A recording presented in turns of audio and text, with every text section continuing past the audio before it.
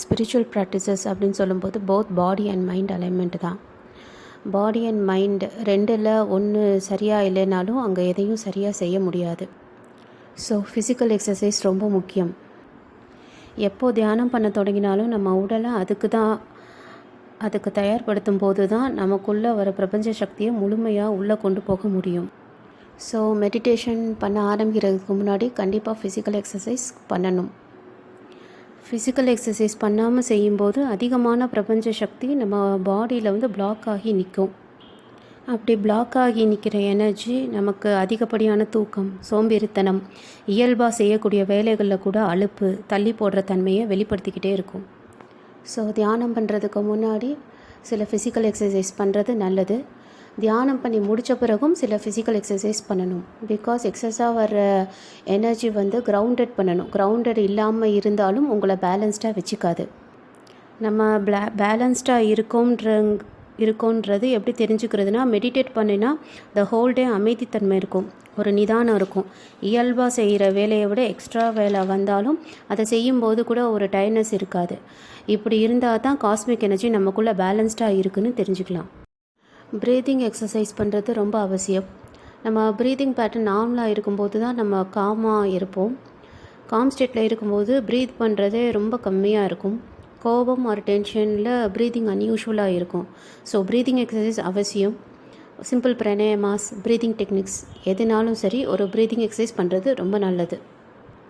இது எல்லாம் பாடியை நார்மலாக வச்சுக்கிறதுக்காக பண்ணுறது. அடுத்து மெடிடேட் பண்ணும்போது மைண்டை கவனிக்கணும். மெடிடேஷன் பண்ண ஆரம்பிக்கிறதுக்கு முன்னாடி ஒரு சின்ன ப்ரேயர், நம்ம யாரை குருவாக நினைக்கிறோமோ, யார் நமக்கு வழிகாட்டுவாங்கன்னு நம்புகிறோமோ அவங்கக்கிட்ட ஒரு சின்ன ப்ரேயர் வச்சுக்கிட்டு ஸ்டார்ட் பண்ணுறது நம்மளை அந்த ஸ்பிரிச்சுவல் ப்ராக்ரஸ்க்கு இன்னும் வேகமாக கூட்டிகிட்டு போகும். இந்த நன்றி உணர்வு மட்டும் தான் கடைசி வரைக்கும் நம்மளை ஸ்பிரிச்சுவல் ப்ராக்ரஸ் பண்ண கொண்டு போயிட்டே இருக்கும். மெடிடேஷன் பண்ணும்போது சில பேர் சுவாசத்தை கவனிப்பாங்க. சுவாசத்தை அவங்களால கவனிக்கும்போது அது இயல்பாக இருக்கா இல்லையான்றதே உங்களுக்கு ஒரு டவுட்டாக இருக்கும். சில நேரம் அதே ஒரு கன்ஃபியூஷனில் கொஞ்சம் வேறு மாதிரி சுவாசங்கள் வேகமாக ஃபாஸ்ட்டாகவோ இல்லை ஸ்லோவாகவோ நம்ம பண்ணுற மாதிரி ஒரு ஃபீல் கிடைக்கும். மேக்ஸிமம் ஆக்னா சக்கராவில் வச்சு நம்ம மெடிடேட் பண்ணும்போது அந்த சுவாசம்ன்றது இயல்பாக சீராக அதுவாகவே தன்னால் மாறிடும். சுவாசத்தை கவனிக்கிறதுல ப்ராப்ளம் இல்லைன்னா சுவாசத்தை கவனிக்கலாம். அப்படி இல்லைன்னா நீங்கள் ஆக்னா சக்கராவில் மெடிடேட் பண்ணும்போது அது இன்னும் நமக்கு புரிதலை வேகமாக கொடுக்கும்.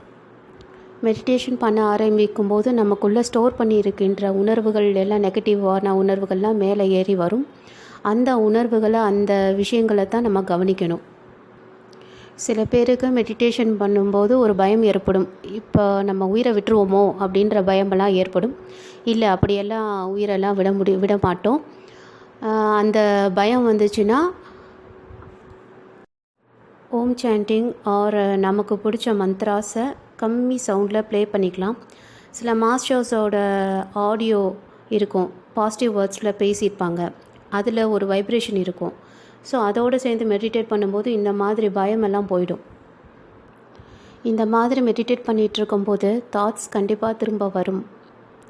இந்த தாட்ஸை கவனிக்கணும். அவாய்ட் பண்ணுறதோ ஒரு இக்னோர் பண்ணுறதோ அது சரியாக வராது. ஸோ அந்த தாட்ஸ் எப்படி இருக்குது அப்படின்றத அனலைஸ் பண்ணணும். சில தாட்ஸ் மேலோட்டமானதாக இருக்கும். அதாவது ஒரு மூவி பார்க்குறது, ஒரு cine songs again and again அது ப்ளே ஆகிட்டே இருக்கும் மைண்டில். இல்லைன்னா கான்வர்சேஷன் யார்கிட்டையாவது பேசியிருப்போம், அந்த மாதிரி சில தாட்ஸ் வரும்.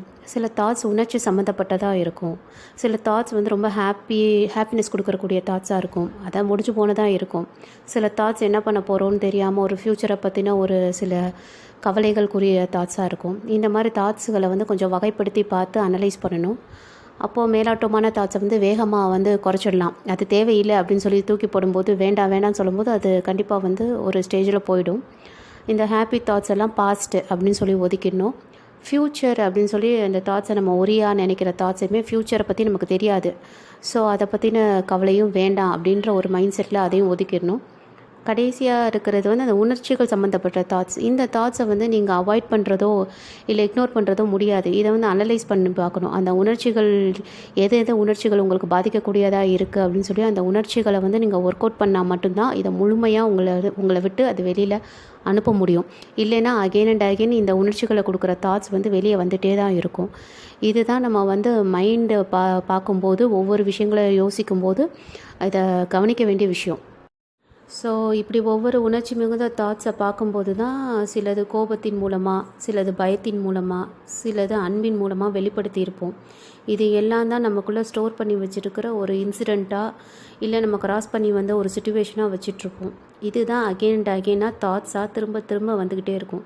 இப்போது இதைத்தான் செல்ஃப் அனலைசிஸ் பண்ணி குறைக்கணும்.